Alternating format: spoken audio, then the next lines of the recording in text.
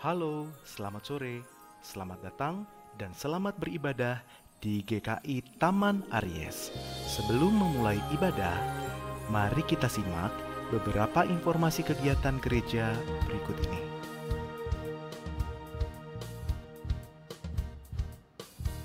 Mari Bapak Ibu, Oma Opa, kita bersekutu dalam rindu, riang dalam usia indah. Pada hari Jumat, 3 November 2023, pukul 10 pagi, melalui Zoom dan YouTube. Ditunggu ya.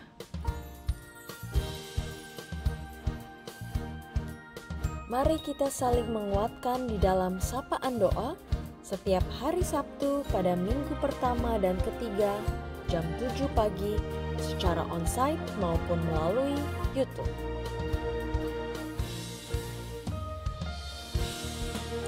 Selama bulan keluarga di bulan Oktober ini, Klinik Pratama Karya Kasih mengadakan promo bagi jemaat dan simpatisan berupa diskon 10% untuk klinik gigi dan klinik akupuntur sebagai bentuk pelayanan kesehatan yang baru, serta diskon 20% untuk pemeriksaan darah lengkap.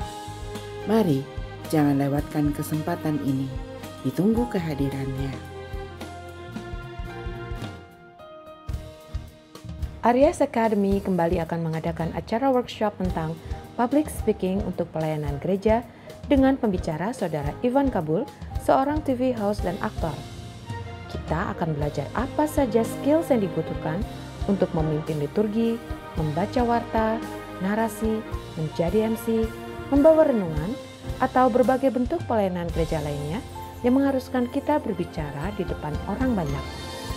Catat tanggalnya ya, Sabtu 4 November 2023 jam 9 sampai dengan jam 12. Segera agendakan dan jangan sampai ketinggalan.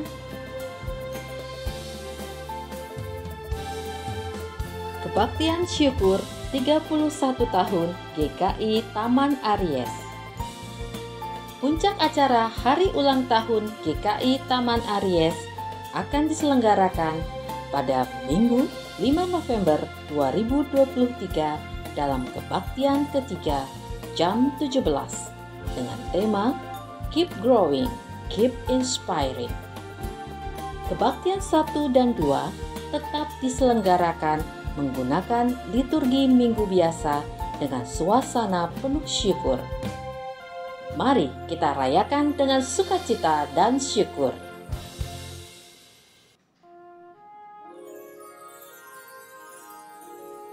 Komisi Ibadah mengajak Bapak Ibu Saudara semua yang terpanggil untuk melayani sebagai pemandu pujian, pemusik, kameramen, operator PPT, video switcher, dan penyambut jemaat untuk bergabung melayani pada ibadah umum GKI Taman Aries. Untuk itu, Bapak Ibu Saudara semua dapat menghubungi Ibu Esther dan Saudara Yunika di nomor yang tertera di bawah ini. Mari melayaninya dengan sukacita. Tuhan memberkati. Demikian warta lisan hari ini. Keterangan selengkapnya dapat dilihat di Warta Jemaat. Mari kita siapkan hati untuk beribadah.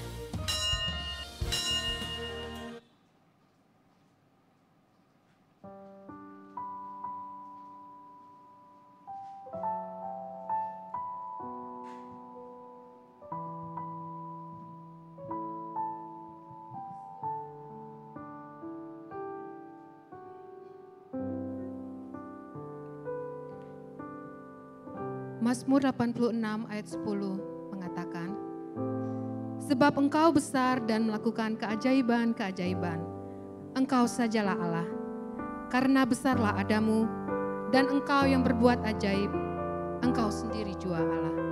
Mari kita nyanyikan, besar dan ajaiblah karyamu.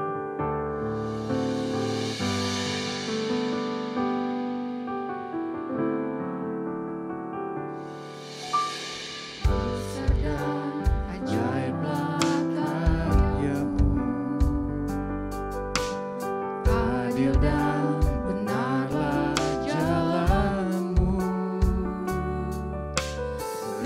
Raja segala bangsa yang maha kuasa, mulia nama-Mu. Kita nyanyikan sekali lagi. Besar dan ajaiblah karya-Mu, adil dan benarlah jalan-Ku. Raja segala bangsa, Raja segala bangsa yang maha kuasa, mulia nama-Mu. Layaklah segala bangsa sujud kepadamu,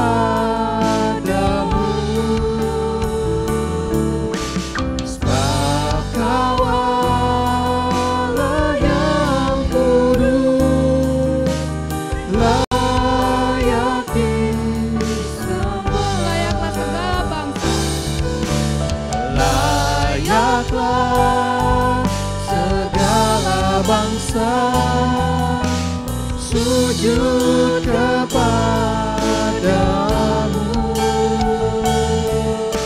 sebab Kau Allah yang kudus, layak disembah. Mari Bapak Ibu kita berdiri. Sebagai umat Tuhan, kita menyaksikan kebesaran dan kedahsyatan Tuhan atas ciptaannya. Oleh karena itu, patutlah namanya disembah dan dimuliakan. Mari kita padukan suara hati kita. Kita nyanyikan, pujilah Tuhan Sang Raja. Praise to the Lord, the Almighty, the King of creation. Oh, my soul, praise Him, for He is thy help and salvation.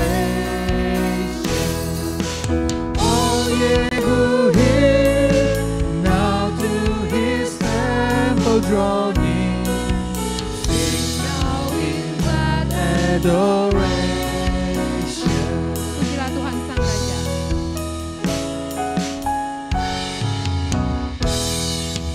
Pujilah Tuhan Sang Raja yang maha mulia, segenap hati dan jiwaku pujilah Dia.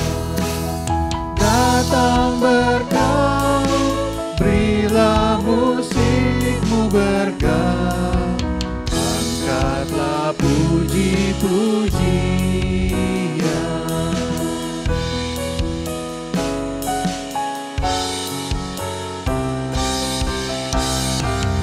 Pujilah Tuhan, hai jiwaku, mari bernyanyi. Semua makhluk bernafas, iringilah kami. Puji terus nama yang maha kudus, padukan suaramu, amin.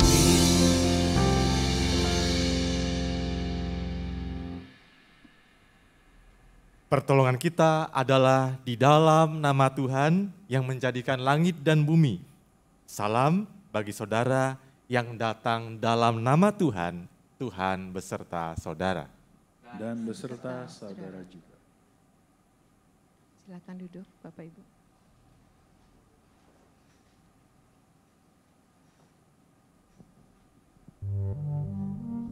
Sesama jemaat gereja adalah satu keluarga di dalam Tuhan. Dan sesama anggota keluarga seharusnya saling mengasihi satu sama lain. Tapi, seringkali yang terjadi malah sebaliknya. Tanpa sadar atau bahkan dengan sadar, kita malah sering mendukakan hati sesama kita.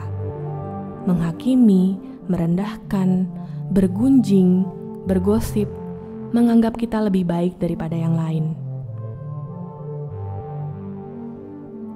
Kasihilah sesamamu manusia seperti dirimu sendiri. Diri sendiri perlu untuk dihargai. Ada kalanya kalanya kita terlalu sibuk dengan pekerjaan kita, sampai-sampai kita yang mengorbankan diri sendiri dan kesehatannya. Kerja, kerja, kerja, demi hidup mapan, demi banyak berkat. Tanpa sadar, kesehatan diri sendiri pun yang jadi korban.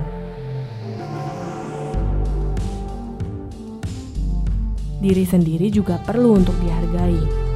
Ada kalanya kita kurang memperhatikannya dengan tidak memikirkan apa yang masuk ke tubuh kita.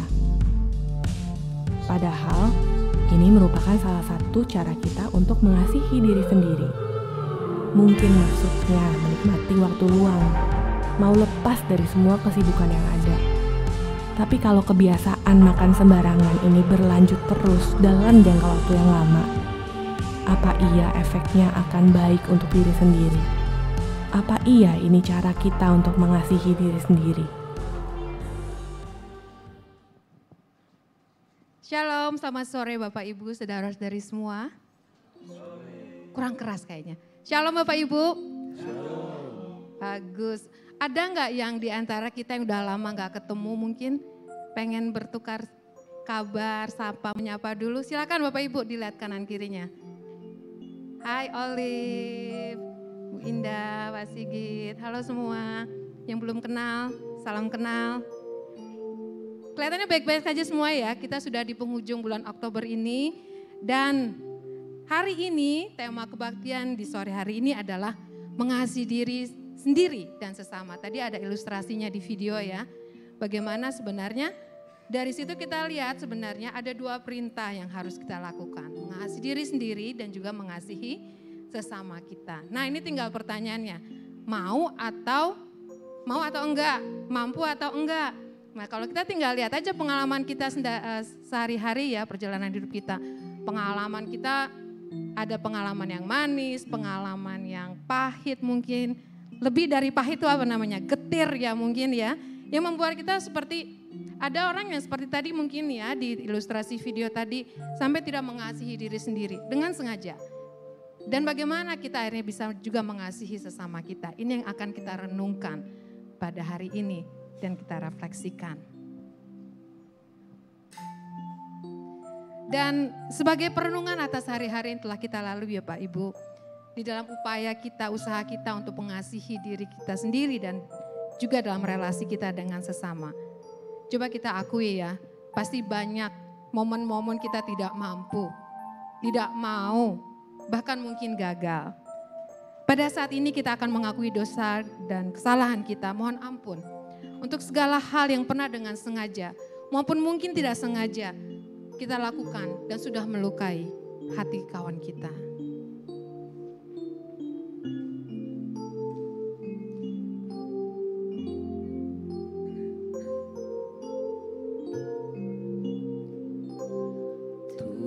Tuhanku, bila hati kawanku terluka oleh tingkah ujarku dan kehendakku jadi pantuku, ampunilah.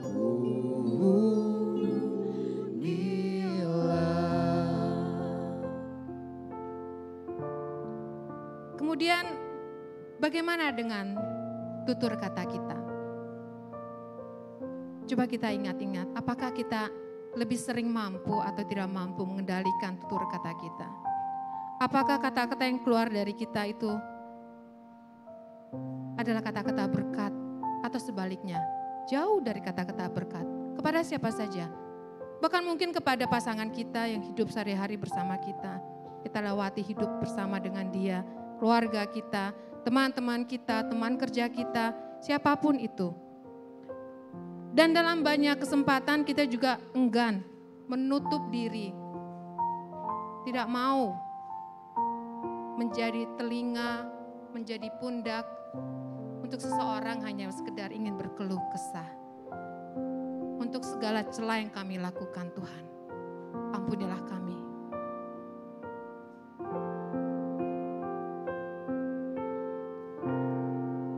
Mari kita nyanyikan. Tutur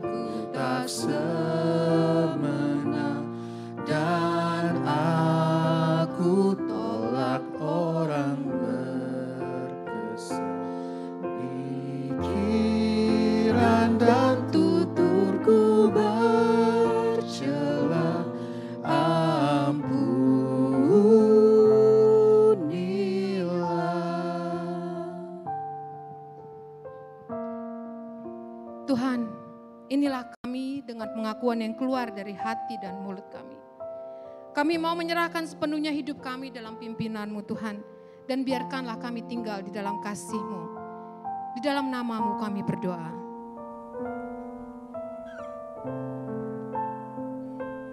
Amin.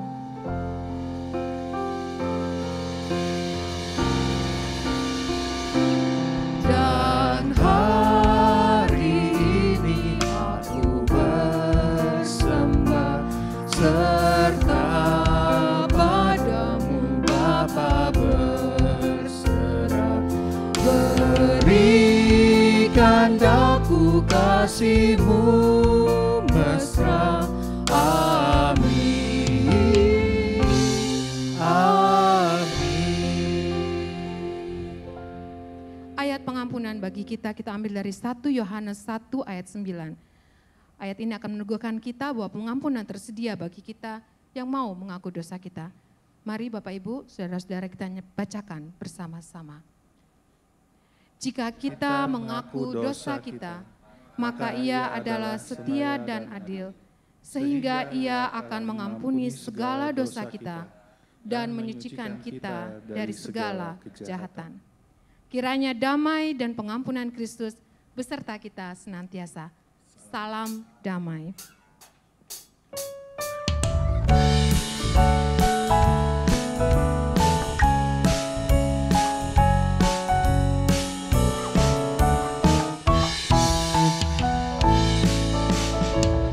Bersukacitalah selalu, tunjukkan wajah gembiramu.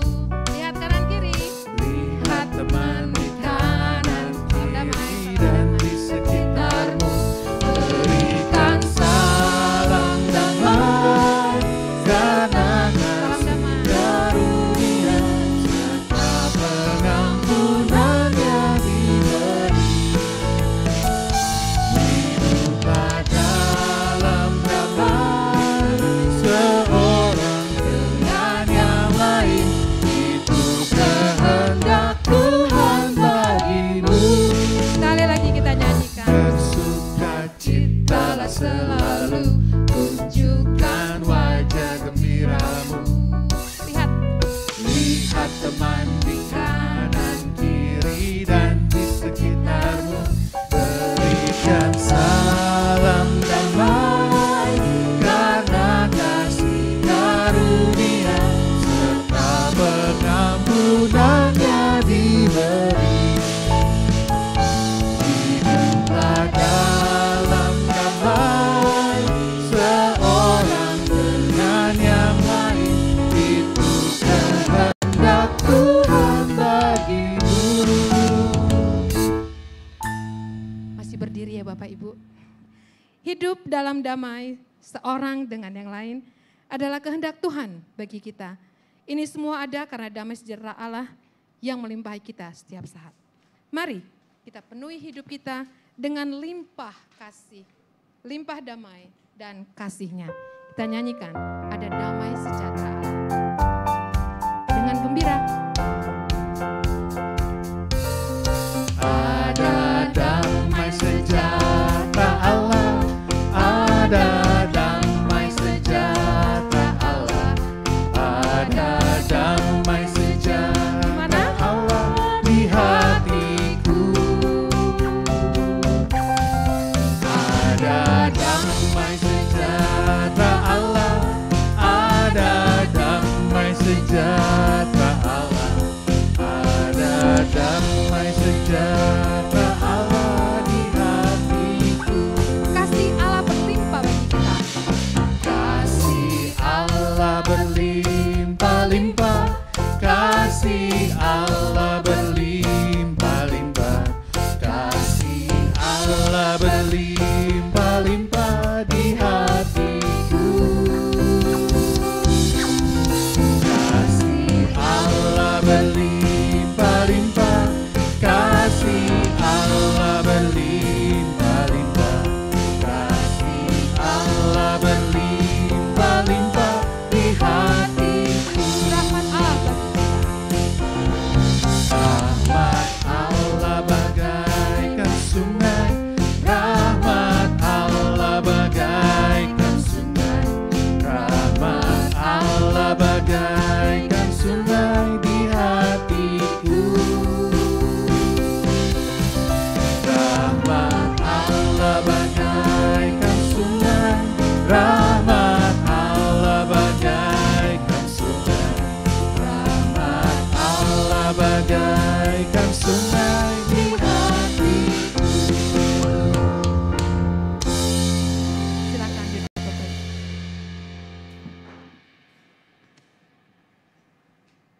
Mari kita berdoa, kita mohon pimpinan Tuhan sebelum kita mendengarkan firman Tuhan.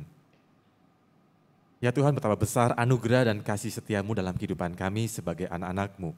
Dan pada saat ini ya Bapa, kami bersyukur hadir di tempat ini. Kembali kami hendak merenungkan kebenaran firman Tuhan. Sebab kami menyadari bahwa hidup yang kami jalani dengan berbagai macam tantangan yang ada, kami membutuhkan Engkau ya Tuhan. Kiranya sabda-Mu dapat kami mengerti oleh pertolongan Roh Kudus dan menuntun kami untuk hidup senantiasa dalam kasih dan rencana-Mu. Berfirmanlah, kami siap untuk mendengarnya. Di dalam nama Tuhan Yesus Kristus kami berdoa. Amin.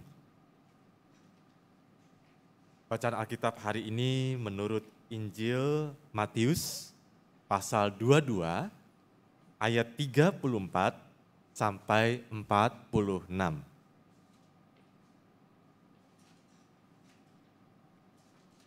Ketika orang-orang Farisi mendengar bahwa Yesus telah membuat orang-orang Saduki itu bungkam, berkumpullah mereka. Dan seorang dari mereka, seorang ahli Taurat, bertanya untuk mencobai dia. Guru, perintah manakah yang terutama dalam Taurat?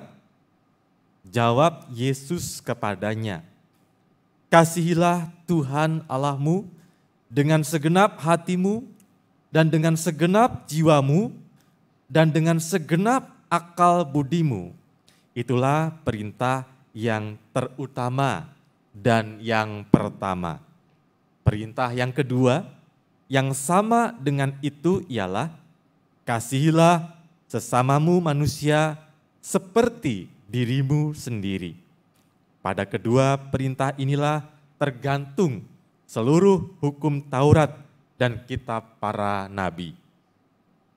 Ketika orang-orang Farisi sedang berkumpul, Yesus bertanya kepada mereka, apakah pendapatmu tentang Mesias? Anak siapakah dia? Kata mereka kepadanya, anak Daud. Katanya kepada mereka, jika demikian, bagaimanakah Daud oleh pimpinan roh dapat menyebut dia tuannya ketika ia berkata, Tuhan telah berfirman kepada Tuanku, duduklah di sebelah kananku, sampai musuh-musuhmu kutaruh di bawah kakimu. Jadi, jika Daud menyebut dia Tuan, bagaimana mungkin ia anaknya pula?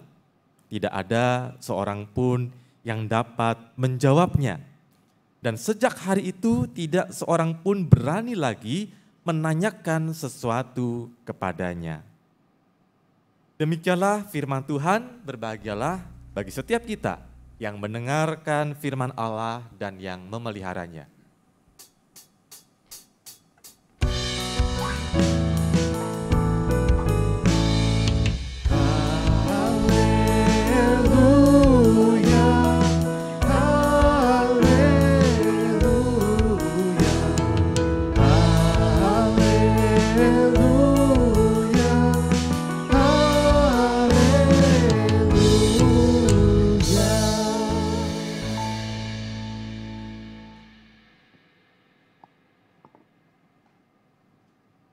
Ya, saudara yang dikasihi Tuhan, Shalom, selamat sore. Ya, senang sekali hari ini saya kembali diberikan kesempatan atas anugerah Tuhan bisa kembali melayani di GKI Taman Aries. Kenapa saya katakan kembali? Karena dulu tahun 2010 saya menjalani masa persiapan calon pendeta di sini ya, kurang lebih 4 bulan, dan saya bersyukur ada begitu banyak pembelajaran yang dialami di tempat ini. Dan saya saat ini melayani di GKI Indramayu, Bapak Ibu Saudara-saudara yang dikasihi Tuhan. Dan Tuhan sudah anugerahkan saya keluarga yang Tuhan anugerahkan, yaitu istri dan juga 2 anak yang masih kecil. Anak saya yang paling besar, perempuan, bulan depan umur 5 tahun, sekarang kelas TK A, dan kemudian anak saya yang kedua, laki-laki umur 3 tahun, bulan depan. Baik, kita akan merenungkan tema yang menarik hari ini, Bapak Ibu Saudara sekalian, yaitu mengasihi diri sendiri dan sesama. Dan hari ini adalah hari di mana kita bisa sampai ke penghujung bulan keluarga, betul ya? Bulan keluarga dan minggu-minggu yang Lalu kita sudah membahas berbagai macam topik tentang bagaimana firman Tuhan dalam hidup berkeluarga. Nah, saya ingin tanya di sini siapa yang ada anak-anak muda juga ya, yang sudah berkeluarga, menikah maksud saya. Ada? Ya, oke ya. Ada beberapa yang belum nikah? Mungkin ada juga ya. Belakang juga masih ya. Oke ya. Kita akan merenungkan bagaimana tema hari ini mengasihi diri sendiri dan sesama, khususnya dalam konteks hidup berkeluarga. Ya, saudara, bicara soal mengasihi adalah kata-kata pengajaran di gereja, mungkin dalam pembinaan, dalam khotbah yang sering kali kita dengarkan ya. Nah, saking seringnya kita dengarkan mungkin saja itu menjadi sesuatu yang sudah biasa gitu ya. Oh, mengasihi sesuatu yang biasa. Tetapi benarkah mengasihi adalah sesuatu yang biasa? Atau kita mendengarkan itu saking biasanya sehingga timbullah, wah, itu adalah sesuatu yang klise, sesuatu yang tidak lagi punya maknanya. Tetapi saya kira tidak demikian ya, karena bagaimanapun kita dipanggil untuk mengasihi itu. Nah, tetapi bagaimana kita bisa mewujudkan kasih itu dalam konteks hidup kita, relasi dengan keluarga, dengan sesama anggota jemaat, dalam hidup pekerjaan, mungkin pelayanan atau bisnis yang kita jalani. Bagaimana kita bisa mengasihi? Ya, saudara, kalau bicara soal mengasihi, ketika kita dalam kondisi fine, tadi dalam pemandu liturgi ya, ada kalanya kita mengalami situasi tidak baik-baik saja. Mungkin kita dilukai, kita kecewa, kita mungkin jatuh, dan dalam kondisi itu apakah perintah mengasihi diri sendiri dan sesama tetap berlaku? Kadang tetap berlaku, tetapi untuk melakukannya kadang sulit ya, ketika kita terpuruk, dilukai orang, atau mungkin sahabat kita mengkhianati kita, bagaimana kita tetap bisa hidup mengasihi diri sendiri dan sesama. Nah, mari kita akan lihat lebih dalam mengupas firman Tuhan hari ini dari Matius pasal 22, khususnya ayat 34 sampai 40. Nah, saudara, pada waktu itu ada orang-orang Farisi dan ahli Taurat yang bertanya untuk mencobai Tuhan Yesus. Lewat sebuah pertanyaan, yaitu, guru, hukum manakah yang terutama dalam hukum Taurat? Hukum Taurat ini kalau kita lihat dalam firman Tuhan Alkitab, yang disebut Taurat itu mana sih? Yaitu Kejadian, Keluaran, Imamat, Bilangan, Ulangan gitu ya. Kalau belajar katekisasi itulah Taurat gitu ya, kitab Taurat 5 itu. Nah, hukum Taurat itu dikatakan mana yang paling utama dalam hukum Taurat? Nah, sebelum Tuhan Yesus menjawab, kita akan melihat siapa sih sebenarnya orang-orang Farisi dan ahli Taurat ini. Mereka adalah orang-orang yang sangat menekankan pelaksanaan hukum Taurat, pengajaran Allah. Dari segi tampilan, mereka jelas bisa dibedakan ya dengan khalayak atau masyarakat pada umumnya. Karena mereka pasti keciri tuh ya, pasti kelihatan kalau ini adalah ahli Taurat, orang Farisi. Dari mana ciri-cirinya? Dari tampilan ya, dari pakaian yang mereka pakai itu ya, dari mungkin doa-doa yang mereka panjatkan. Itu kan Tuhan Yesus pernah mengkritik mereka kan ya. Mereka itu sering kali doa di pinggir-pinggir jalan, di perempatan jalan dengan doa-doa yang panjang-panjang gitu ya. Mungkin dari segi juga penampilan, mungkin gaya gitu ya. Orang jelas tahu, oh ini pasti ahli Taurat, ini pasti orang-orang Farisi. Nah, mungkin kalau zaman sekarang anak-anak muda ya lebih nggak suka demikian gitu ya. Tetapi orang yang benar-benar bisa bergaul, tampil apa adanya, dan tidak seolah-olah sok saleh. Tetapi mereka adalah orang-orang sepertinya sok saleh. Dan mereka sangat menekankan pelaksanaan hukum Taurat dalam hidup sehari-hari. Mereka adalah orang-orang yang suka memperhatikan umat, memperhatikan bahkan mengawasi, bahkan menghakimi orang-orang yang tidak melaksanakan hukum Taurat atau memelihara tradisi dalam agama Yahudi. Karena bagi mereka, konsep mereka, pikiran mereka, Taurat atau hukum Taurat adalah semacam undang-undang bagi umat Allah. Jadi kalau kamu mau selamat, kamu mau hidupmu berkenan, maka taatilah hukum Taurat. Itulah yang bisa menuntun kamu hidup pada keselamatan. Itu konsep mereka. Ya benar sih gitu ya. Tetapi dalam perkembangannya, hukum Taurat menjadi semacam kumpulan banyak sekali peraturan yang mengatur hubungan umat manusia dengan Allah dan juga manusia dengan sesamanya. Jadi kalau kita melihat ketika Musa naik ke Gunung Sinai diberikan dasatitah kan ya, 10 perintah. Nah 10 perintah ini dijabarkan. Misalnya hormatilah, kuduskanlah nama Tuhan Allahmu. Atau mungkin hormatilah, kuduskanlah hari Sabat, peliharalah hari Sabat. Itu dijabarkan lagi. Saudara ya, hari Sabat ini pekerjaan apa yang boleh dilakukan, apa yang enggak boleh dilakukan. Ya misalnya itu ya, oh pekerjaan misalnya dokter mencabut gigi, oh enggak boleh. Kalau itu hanya untuk apa misalnya itu, atau untuk mengangkat batu pun itu tidak boleh. Ada berbagai macam aturan-aturan yang semakin jelimet, semakin detail, diturunkan dari 10 itu. Dan makin hari orang makin terbeban, bukannya merasa itu sebagai sebuah anugerah, tetapi sebagai ketetapan, aturan yang lebih istilahnya membebani.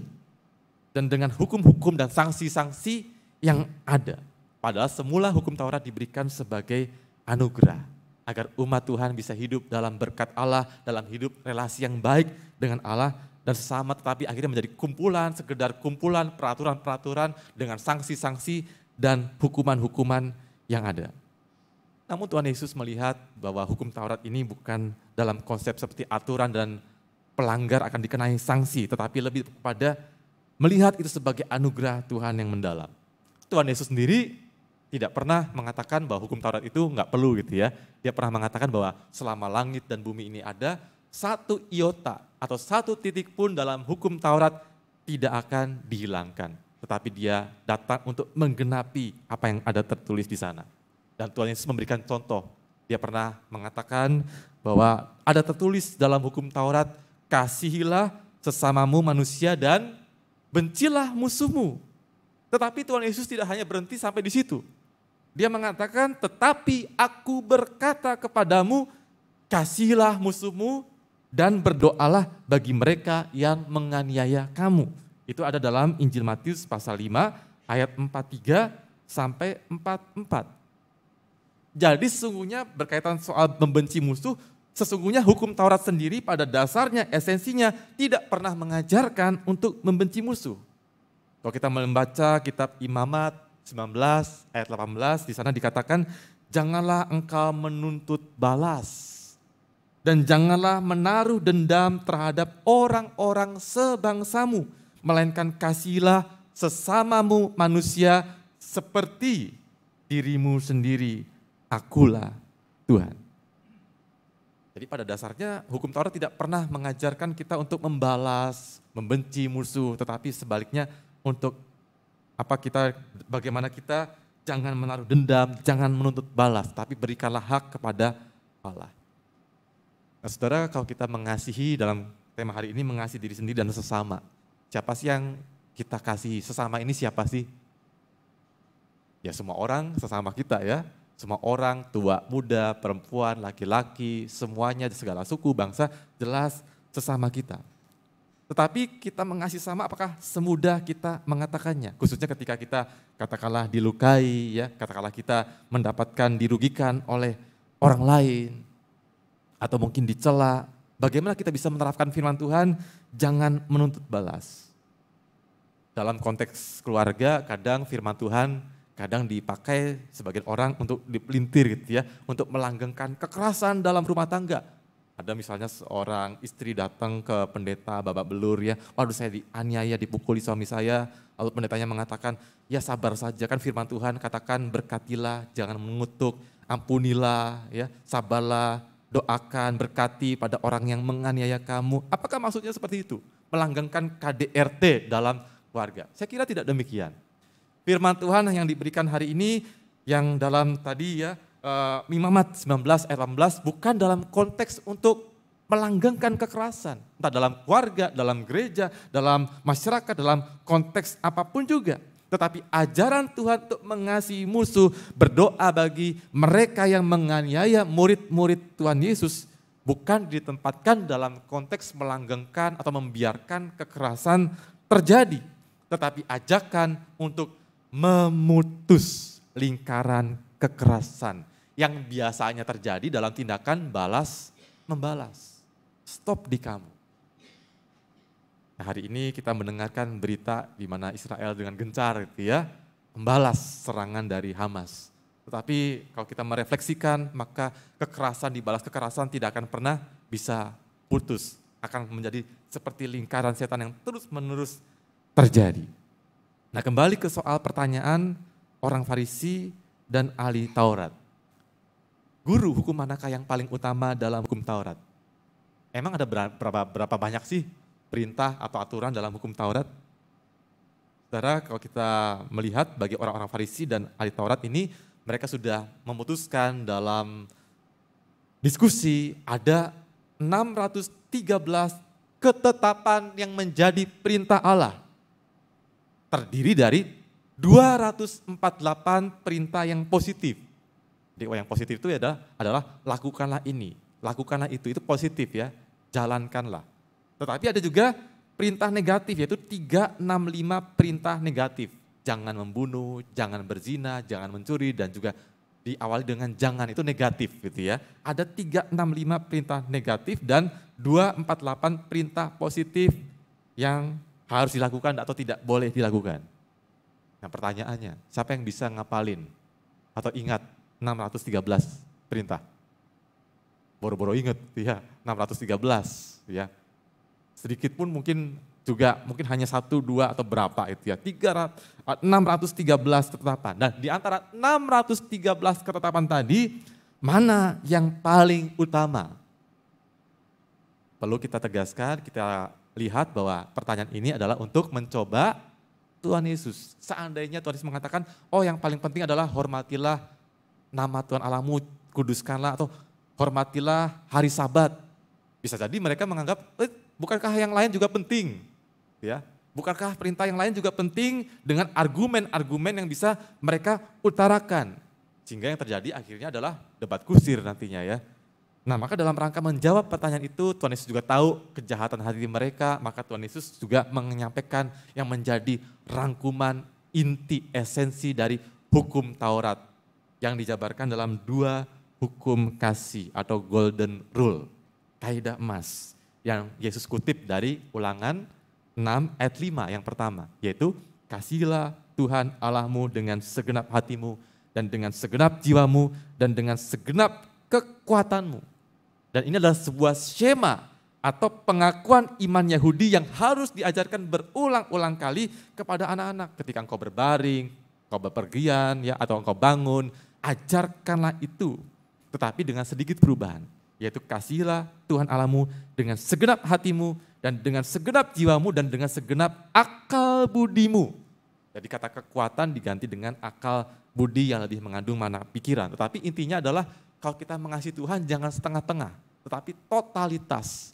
Berikan apa yang terbaik sesuai dengan yang Tuhan percayakan pada kita. Berikan pikiran, tenaga, waktu yang terbaik untuk menyembah Dia. Dan kemudian kata Yesus, hukum yang kedua yang sama dengan itu ialah kasihilah sesamamu manusia, tidak. Ada ukurannya, yaitu seperti dirimu sendiri. Kasihilah sesamamu manusia seperti dirimu sendiri. Dan hukum yang kedua ini adalah kualitasnya sama dengan perintah yang pertama, kasihilah Tuhan Allahmu tadi. Hukum yang kedua yang sama dengan itu, berarti tidak lebih rendah daripada yang pertama. Kasihilah sesama manusia seperti dirimu sendiri. Dan ini adalah sebuah nasihat dari Musa kepada Israel di Imamat 19 ayat 18 tadi. Kasihilah sesamamu manusia seperti dirimu sendiri. Dan 2 hukum ini menjadi dasar atau inti seluruh hukum Taurat, yaitu intinya adalah soal kasih. Nah saudara, tadi dikatakan kasihilah sesamamu manusia seperti dirimu sendiri. Tema hari ini mengasihi diri sendiri dan sesama. Pertanyaannya, bisa nggak kira-kira kita mengasihi sesama tanpa kita mengasihi diri sendiri? Atau sebaliknya, kita hanya mengasihi diri sendiri tanpa mengasihi sesama? Bisa nggak orang mengasihi sesama kalau dia nggak mengasihi dirinya sendiri? Tadi kan dalam video di awal sebelum pembuka gitu ya, ada orang yang workaholic gitu ya, gila kerja, jam 12:30 tadi ya, jam 2, jam 4 sampai jam 5:30 nggak tidur ya, kerja demi mungkin target atau mungkin demi mencapai banyak uang, bisa beli kendaraan atau rumah, tetapi dia mengorbankan tubuhnya, gitu ya, karena tubuh perlu istirahat. Kira-kira orang yang demikian bisa nggak ngasih orang lain? Enggak, ya, boro-boro. Dia sudah capek pikiran, yang ada mungkin marah-marah gitu ya, stres dengan pekerjaan, kejar target, tidak ada waktu buat keluarga untuk beribadah sama-sama. Yang penting adalah kerjaan. Atau orang yang tadi dalam video sambil tiduran, sambil makan kacang gitu ya, itu pola makannya nggak dijaga. Kira-kira orang yang seperti ini kira-kira akan bisa mengasihi dengan baik atau tidak? Tidak kan? Kalau dia sakit dengan akibat pola hidupnya yang salah, kurang istirahat, pola makan yang nggak benar, ya dia bisa jadi akan memberati hidup keluarganya gitu ya. Harus merawat dia kalau dia sakit. Maka penting sebelum kita bisa mengasihi sesama, kita mesti bisa mengasihi diri kita sendiri lebih dulu. Tetapi apa maksudnya mengasihi diri sendiri? Apakah itu nggak egois gitu ya? Mungkin ada yang bertanya demikian. Saudara, mengasihi diri sendiri tidak sama dengan bersikap egois. Jadi kalau orang egois itu adalah orang yang hanya mementingkan dirinya sendiri. Hanya mikirin dirinya sendiri. Pokoknya apa-apa yang menguntungkan saya. Pokoknya apa-apa yang penting adalah kata saya. Fokusnya pada dirinya sendiri. Itu egois, ya. Itu egois. Mengasihi diri sendiri juga beda dengan orang yang mengasihani dirinya sendiri. Bedanya dalam kata i akhirnya itu ya, mengasihi diri dengan mengasihani, gitu ya. Saudara pernah dengar orang yang hanya melihat orang yang mengasihani dirinya sendiri? Biasanya ciri-cirinya apa? Emang sih fokusnya ke dirinya sendiri, tetapi dia fokusnya adalah kelemahannya, ya mungkin kok saya nggak seperti dia sih, sepintar dia, setampan dia, secantik dia, saya kok nggak sesukses dia, saya ini adalah orang yang gagal. Fokusnya dirinya sendiri, keburukannya sehingga tidak bisa melihat hal-hal yang positif dalam dirinya sendiri. Kalau orang nggak bisa melihat hal yang positif dalam dirinya sendiri, kira-kira bisa melihat nggak sesuatu yang positif dalam diri orang lain? Susah gitu ya. Dia harus bisa melihat hal yang positif dalam dirinya sendiri. Memang nggak ada orang yang sempurna di dunia ini, tetapi setidaknya dia bisa nggak melihat kebaikan-kebaikan yang Tuhan hadirkan di dalam hidupnya. Berarti mengasihi diri sendiri tidak sama dengan egois. Tidak sama juga dengan mengasihani diri sendiri. Tetapi mengasihi diri sendiri adalah berarti pertama-tama kita memandang hidup kita, diri kita itu berharga di mata Tuhan. Dari mana kita tahu? Dari firman Tuhan. Dari Tuhan Yesus, Allah semesta alam yang turun menjadi manusia, merengkuh kita, mengampuni dosa kita di atas kayu salib. Itu berarti apa? Kita sangat berharga di mata Tuhan, betapapun kita sudah jatuh dalam dosa, betapapun kita sudah memberontak pada Tuhan, tetapi Tuhan tetap menjangkau, Dia ingin memulihkan kita sebab kita adalah anaknya. Betapa berharganya kita di mata Tuhan. Dengan kesadaran itu kita bisa melihat betapa Tuhan sayang sama kita. Kalau Tuhan begitu sayang sama kita, maka kita tidak akan menggunakan hidup kita sembarangan kan gitu ya. Harusnya seperti itu. Nggak akan begadang ya larut malam atau mungkin menggunakan perkataan kita untuk menggosipkan orang lain. Sebab apa?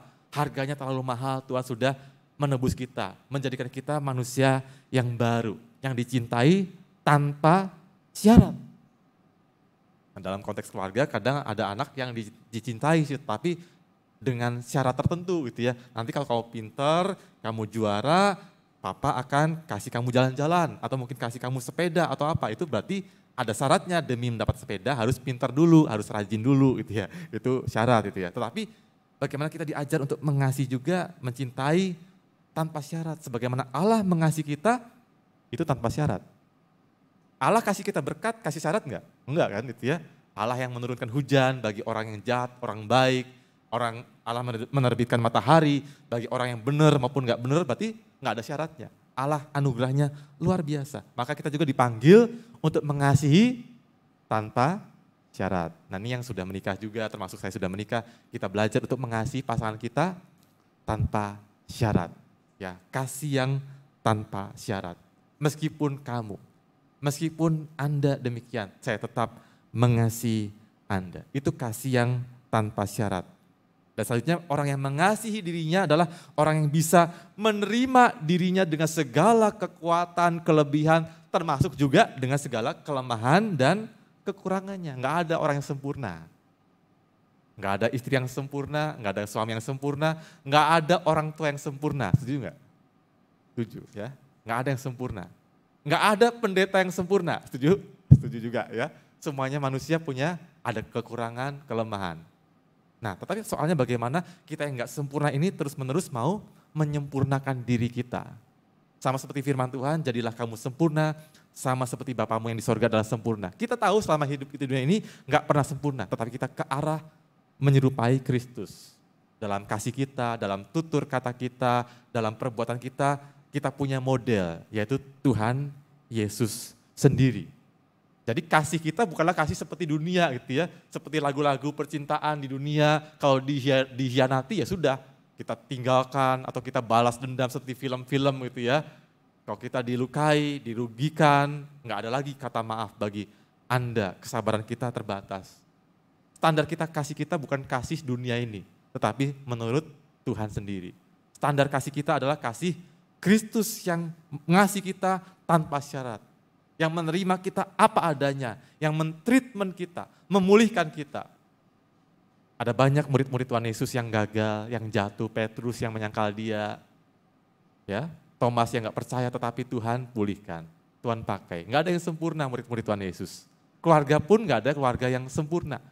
Karena itu gak usah kita bandingkan, oh enak ya keluarga si Anu kayaknya rukun-rukun, harmonis, saya ingin seperti itulah gitu ya.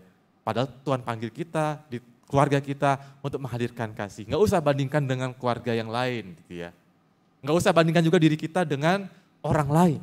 Karena setiap pribadi, setiap keluarga adalah khusus, unik, different, berbeda. Dan Tuhan memberkati keluarga-keluarga seturut dengan kondisi mereka. Sama seperti kalau kita di sekolah, seharusnya guru itu memperhatikan murid-muridnya khusus gitu ya. Setiap orang punya keunikan, berbeda-beda, punya kemampuan yang beda-beda. Demikian juga setiap keluarga, setiap kita punya keunikan yang berbeda-beda. Dan Tuhan ingin pakai kita untuk bisa menghadirkan kasih. Ketika kita bisa menerima diri kita tanpa syarat, ketika kita bisa memandang diri kita berharga di mata Tuhan, maka kita bisa menghargai orang lain. Siapapun dia adalah orang yang berharga. Kita gak akan pernah pakai mulut kita untuk mengutuk orang. Sebab kita tahu bahwa Tuhan Yesus sudah mati buat dia. Apapun keadaannya orang itu, kita akan pakai untuk memberkati orang itu.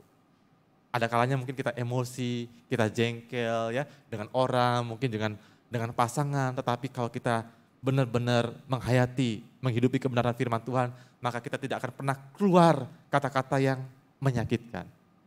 Kita akan pakai untuk senantiasa mendoakan, memberkati. Bukan berarti kita memendam perasaan kita. Kita boleh mengutarakan apa yang kita rasakan, ketidaksetujuan, mungkin kekesalan, tetapi dengan hikmat bijaksana. Bukan dengan cara reaktif, tetapi dengan cara responsif. Tahu bedanya reaktif dengan responsif? Kalau orang tiba-tiba di jalan ya, di klakson-klakson, dimaki-maki, tet. Kalau orang yang reaktif apa? Balas lagi, marah juga gitu ya. Kamu nggak tahu ini lagi macet gitu seterusnya. Itu reaktif gitu ya. Ada orang pukul langsung pukul balas, itu reaktif. Tapi orang yang responsif adalah orang yang bisa melihat dengan kacamata yang lebih luas. Ada orang kesal, pasangan kita tiba-tiba hari ini kok pulang dari kerjaan, kok ngomel-ngomel, ada apa nih gitu ya. Nggak langsung marah, tetapi kita bisa melihat lebih jauh. Jadi ada tipsnya gitu ya, kalau kita sedang dikata-katai orang atau mungkin dimarahin orang, hitung. Atau kita sedang emosi tinggi, jangan pernah berkata-kata apapun. Sebab orang yang emosinya tinggi, marahnya sedang tinggi, pasti kata-katanya kacau. Setuju nggak? Kadang nggak rasional juga gitu ya, nggak bisa dirasional gitu ya. Yang ada adalah hal-hal yang buruk, hal yang menyakitkan. Jadi hitung 1 sampai 10. Itu ada triknya untuk bisa menurunkan emosi kita dan lihat kembali firman Tuhan. Kira-kira Tuhan mau bicara apa ya lewat kejadian ini gitu ya.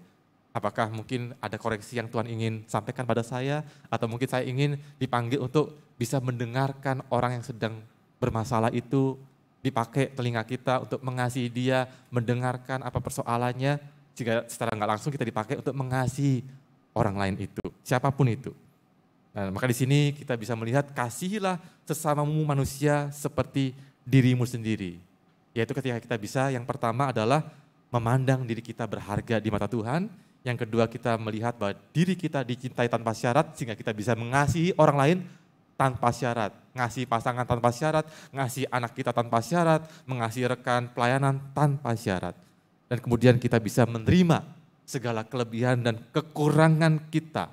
Sehingga kita pun bisa toleran terhadap kelemahan pasangan kita, anak kita, yang lain. Tetapi juga kita bisa menumbuhkan sama-sama. Ayo kita bergerak, ayo kita semakin bisa lebih baik. Jadi orang yang bisa mengasihi diri sendiri dengan benar, itulah orang yang bisa mengasihi juga sesamanya dengan benar. Sehingga mereka juga bisa bertumbuh dalam Tuhan. Sehingga orang yang kita kasih juga bisa bertumbuh dalam segala hal yang baik yang Tuhan sediakan padanya. Dan sebagai pertanyaan reflektif, menutup khotbah hari ini adalah apakah kita semua sebelum mengasihi sesama, sudahkah kita mengasihi diri kita sendiri dengan benar? Amin.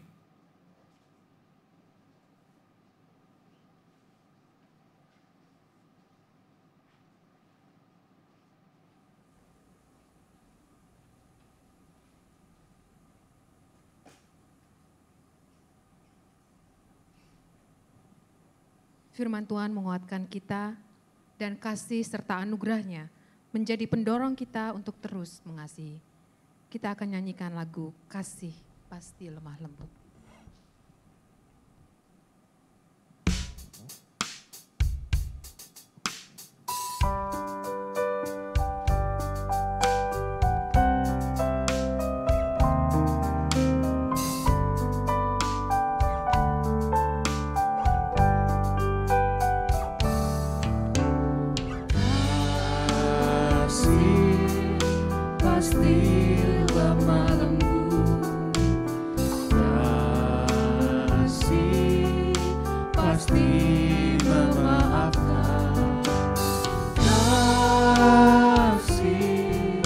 Pasti murah hati, kasih-Mu, kasih-Mu Tuhan.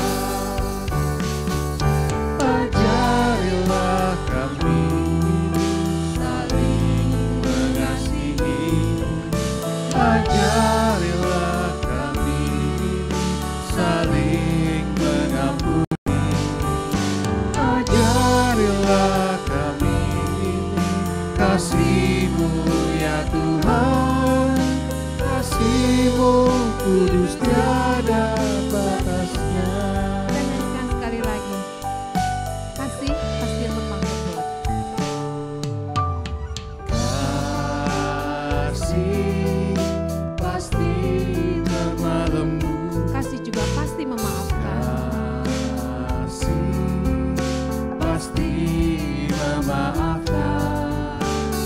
Kasih pasti murah hati, kasih-Mu, kasih-Mu Tuhan. Ajarilah kami saling mengasihi, ajarilah kami saling mengampuni, ajarilah kami kasih-Mu ya Tuhan, kasih-Mu kudus tiada batasnya.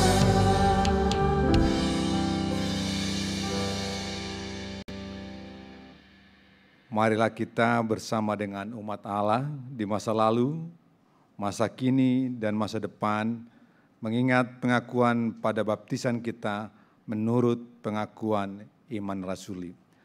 Aku percaya kepada Allah, Bapa yang Maha Kuasa, Khalik langit dan bumi, dan kepada Yesus Kristus, Anak yang tunggal Tuhan kita, yang dikandung dari Roh Kudus, lahir dari Maria, yang menderita sengsara di bawah pemerintahan Pontius Pilatus, disalibkan, mati, dan dikuburkan, turun ke dalam kerajaan maut, pada hari yang ketiga, bangkit pula pada orang mati, naik ke surga, duduk sebelah Allah Bapa, Bapa yang Maha Kuasa, dan dari sana Ia akan datang untuk menghakimi orang hidup dan mati. Aku percaya kepada Roh Kudus, gereja yang kudus dan am, persekutuan orang kudus, pengampunan dosa, kebangkitan orang mati, dan hidup yang kekal. Amin. Jemaat dipersilakan duduk kembali. Rasakan cinta kasih keluargamu, takut akan dia peganglah selalu, saling terbuka percaya mendengarkan, biarlah Tuhan pimpin keluargaku. Growing in God, growing in community, growing together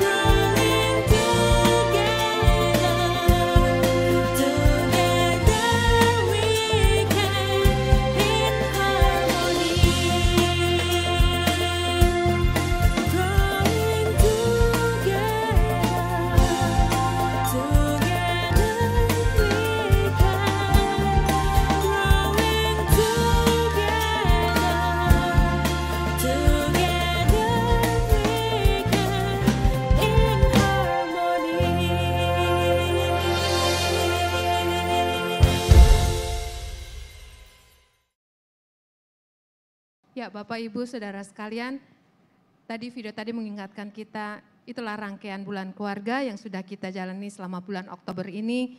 Dan akhirnya kita tiba di ujung dari bulan keluarga pada hari ini. Sudah banyak berkat yang dibagikan bagi kita semua, tapi selesai bukan berarti berakhir ya. Dan tugas kita untuk melanjutkan harapan dari panitia bulan keluarga yang mengatakan growing in harmony, bertumbuhlah dalam harmoni di dalam keluarga kita masing-masing, itu yang akan kita teruskan. Dan secara resmi selesailah juga bulan keluarga 2023, Tuhan Yesus memberkati dan sampai jumpa di bulan keluarga 2024. Sebelumnya terima kasih semuanya atas partisipasinya, kita beri tepuk tangan yang meriah untuk bulan keluarga GKI Taman Aries.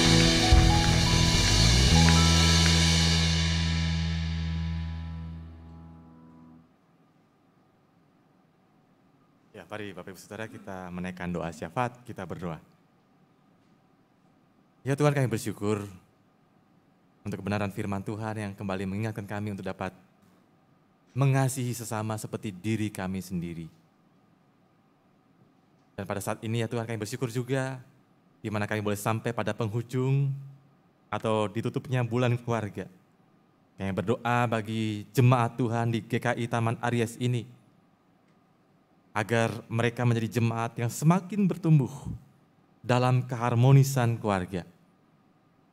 Meskipun kami tahu keluarga kami bukanlah keluarga yang sempurna, dan juga ada banyak kelemahan di dalamnya. Tetapi kami boleh memandang dengan mata kacamata yang baru. Tidak hanya melulu fokus pada kelemahan, kesalahan, pasangan, anak, orang tua, atau kelemahan-kelemahan mereka. Tetapi kami boleh melihat mereka sebagai anugerah yang Tuhan hadirkan. Untuk kami boleh rawat, kami jaga, kami pelihara, kami sayangi. Sehingga kasih Allah, damai sejahtera Allah benar-benar dapat dirasakan di tengah keluarga-keluarga yang ada, khususnya di jemaat GKI Taman Aries ini. Yang berdoa untuk segenap panitia yang sudah bekerja dalam pelayanan untuk bulan keluarga, Tuhan berkati. Sehingga mereka pun dapat menjadi keluarga-keluarga yang diberkati Tuhan, dibimbing Tuhan, terus berjalan dengan kerendahan hati, dengan semangat untuk mengasihi sebagaimana Tuhan sudah mengasihi mereka. Kami juga berdoa, ya Tuhan, bila ada di antara anggota jemaat maupun simpatisan yang sedang sakit, dirawat di rumah maupun di rumah sakit, ataupun sedang menjalani tahapan proses pemulihan dirinya, Tuhan berkati setiap obat-obatan yang diminumnya, makanan, minuman, istirahat, berkatilah semuanya itu. Dan juga segenap upaya medis yang dijalankan, kiranya mereka boleh mendapatkan kebaikan Tuhan, dan atas perkenanan Tuhan Engkau boleh memberikan mereka kesembuhan dan pemulihan itu. Kami juga mendoakan bagi jemaat Tuhan yang mungkin berduka, yang masih belum selesai dengan duka cita, karena ditinggalkan istri, suami, orang tua, atau anak, atau pasangan. Kiranya Roh Kudus boleh memberikan sukacita dan penghiburan buat mereka, agar mereka tidak berlarut-larut dalam duka cita mereka, tetapi mereka bisa menata hidup mereka kembali, mereka dipulihkan, dan mereka bisa tetap menjalani hidup mereka dengan penuh iman dan pengharapan kepada Tuhan. Yang mendoakan untuk setiap tantangan yang dihadapi oleh keluarga-keluarga pada situasi masa kini di zaman digital dan juga di zaman yang serba berubah cepat dan juga ada ketidakpastian. Kiranya kami tetap dibangun berdasarkan firman Tuhan. Kami tetap taat dan setia kepada Tuhan dan melibatkan Tuhan dalam segala hal, dalam hidup pekerjaan, keluarga, bisnis, pelayanan, studi kami. Kiranya nama Tuhan boleh dimuliakan. Kami mendoakan juga, ya Tuhan, bagi proses untuk pemilihan calon penatua yang baru. Tuhan kiranya boleh menolong, gerakan hati jemaat Tuhan yang boleh tergerak, yang Tuhan pilih untuk bisa menjadi pemimpin yang melayani, yaitu sebagai penatua di GKI Taman Aries pada periode yang akan datang. Tuhan sendiri yang boleh terus menyertai untuk penatua-penatua yang masih aktif dalam pelayanan maupun aktivis-aktivis, pengurus-pengurus yang ada dalam badan pelayanan yang ada di GKI Taman Aries, sehingga mereka tetap dapat bersinergi melayani dengan penuh sukacita, dengan penuh syukur, memberikan yang terbaik bagi Tuhan, dan juga tolonglah mereka agar mereka juga diberkati menjadi keluarga-keluarga yang bisa menjadi teladan, yang harmonis, yang senantiasa hidup dalam pimpinan Tuhan. Kami juga mendoakan untuk pendeta Rinto dan juga pendeta Hizkia dalam keluarga mereka, dalam pelayanan, baik di keluarga maupun di tempat ini, di jemaat, berkati sehingga mereka bisa memberikan yang terbaik senantiasa dalam keadaan sehat. Kami juga mendoakan bagi keluarga, pendeta emeritus untuk Pak Sugiarto, berkati dalam kehidupannya, dalam masa emeritusnya bersama dengan istri dan juga keluarganya. Kami juga berdoa bagi bangsa dan negara kami, di mana tahun depan, Februari tahun depan akan ada pemilihan presiden, wakil presiden. Tuhan sendiri yang boleh memberikan hikmat bijaksana, agar segenap rakyat Indonesia tidak mudah dipecah belah, diprovokasi oleh berbagai macam isu-isu yang beredaran di media sosial saat ini. Tapi kami tetap menjaga kondusivitas, menjaga keamanan, persatuan dan kesatuan bangsa ini. Dan kiranya Tuhan boleh hadirkan seorang pemimpin yang boleh memiliki ketulusan hati untuk dapat membawa kebaikan bagi bangsa ini, yang dijauhkan dari berbagai macam kepentingan-kepentingan bagi diri sendiri atau kepentingan-kepentingan sesaat. Berikanlah pemimpin yang penuh hikmat bijaksana dari Tuhan, yang memiliki hati yang penuh belas kasih, keadilan, kebenaran, hikmat Tuhan untuk membawa bangsa ini kepada bangsa yang lebih adil, lebih sejahtera dari seluruh daerah yang ada di tengah-tengah bangsa ini ya Tuhan. Inilah ya Bapa, segenap doa-doa syafaat kami yang kami sampaikan demi nama Tuhan Yesus Kristus. Amin.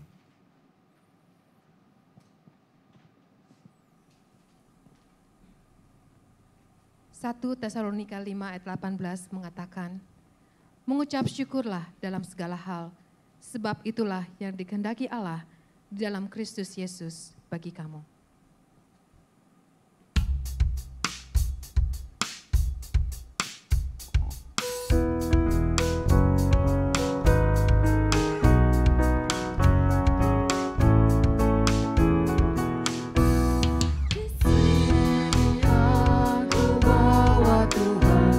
Persembahan hidupku semoga berkenan.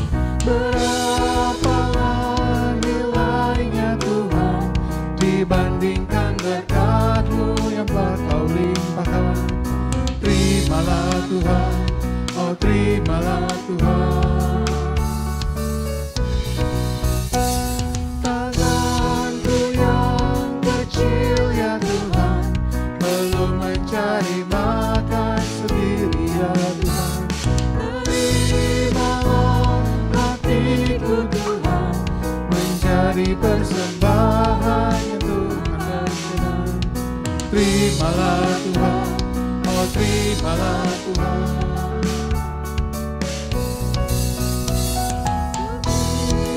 Firman-Mu ya Tuhan, yang mengajarkan kami mengingat jujur. Berkati semuanya Tuhan, supaya persembahan tetap mengalir terus. Terimalah Tuhan, oh terimalah Tuhan.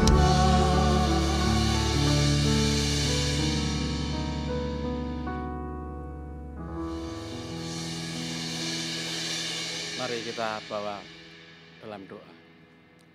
Bapa dalam surga, terima kasih Tuhan apabila pada sore hari ini kami boleh membawa persembahan ini. Kiranya berkatilah akan persembahan ini untuk kemuliaan nama-Mu di tempat ini. Dan kiranya boleh untuk memperluas kerajaan-Mu di muka bumi ini. Terima kasih ya Bapa, kami naikkan doa ini dalam nama Tuhan Juru Selamat dan Penebus kami yang hidup. Amin.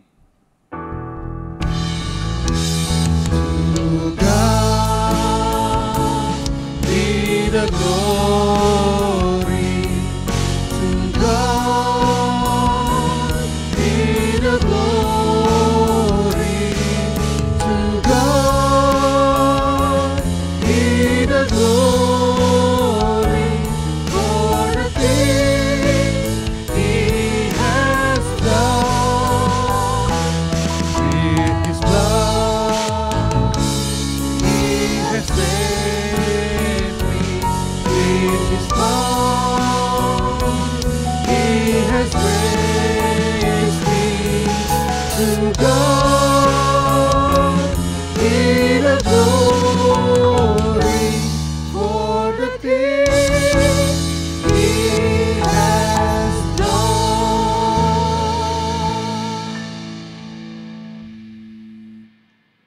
Ibu Bapak Saudara yang terkasih dalam Tuhan, kita saat ini diutus untuk dapat menyatakan mengasihi sesama kita seperti kita mengasihi diri kita sendiri.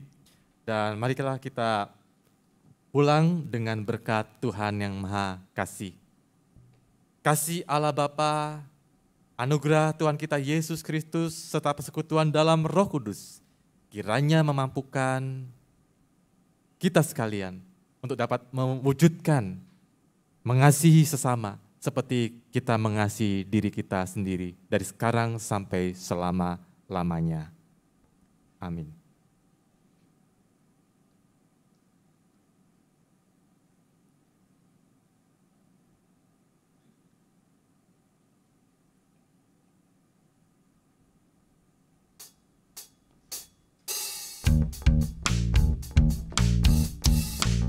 Marilah datang padanya yang berbeban, yang akan beri kelegaan padamu.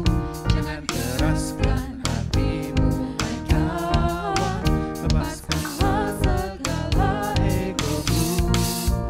Rasakan cinta kasih keluargamu, takut akan Dia, peganglah selalu.